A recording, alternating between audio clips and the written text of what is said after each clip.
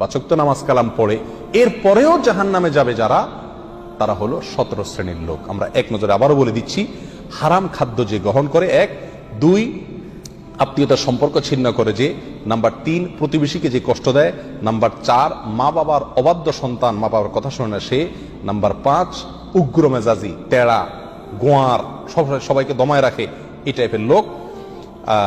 Number 6 অধীনস্থদেরকে, প্রজাদেরকে, যে সমস্ত শাসকেরা, যে সমস্ত রাজারা, যে সমস্ত রাষ্ট্রপ্রধানেরা, সরকার প্রধানেরা বা যে যে লেভেলে আছে সে তার প্রজাদেরকে ধোঁকা দেয় যে তারা। নাম্বার 7 অন্যের সম্পদকে অন্যায়ভাবে আত্মসাৎকারী ব্যক্তি। নাম্বার 8 উপকার করে কারোর খোঁটা দেয় যে ব্যক্তি, সে জান্নাতে যাবে না। নাম্বার 9 চগলখোর ব্যক্তি জান্নাতে যাবে না, মানুষের পিছনে কথা লাগায় বেড়ায় একজনের আরেকজনের কাছে।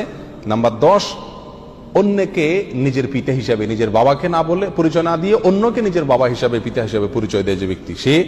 নাম্বার 11 গর্ব এবং অহংকার করে যে ব্যক্তি, যার মনের ভিতরে অহংকার আছে, সেই জান্নাতে প্রবেশ করবে না।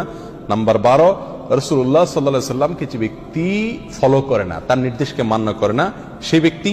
নাম্বার 13 অকারণে তালাক কামনা করে, তালাক চায় যে মহিলা, সেই মহিলা। নাম্বার 14 দুনিয়াবী উদ্দেশ্যে যারা এলেম শিখে, কোরআন হাদিস শিখে, এলেম অর্জন করে, আলেম হয় দুনিয়াবী উদ্দেশ্যে, দুনিয়ার কোনো ধান্দায়, আল্লাহকে খুশি করা ছাড়া অন্য কোনো ধান্দায়, তারা। নাম্বার 15 চুলে বা দাড়িতে কোনো জায়গায় কালো কলব, পিওর কালো কলব ব্যবহার করে যারা, তারা। এবং নাম্বার 16 যে কোনো ভালো কাজ করে সেখানে মানুষকে দেখানো, এটা ফলাও করা, প্রচার করা, এই উদ্দেশ্য থাকে যাদের, তারা। নাম্বার 17 ওয়ারিশকে বঞ্চিত করে তার হক থেকে, এরকম অভিভাবক। এই শ্রেণীর লোকেরা মুসলমান হয়েও জান্নাতি হতে পারবে না। আল্লাহ তাআলা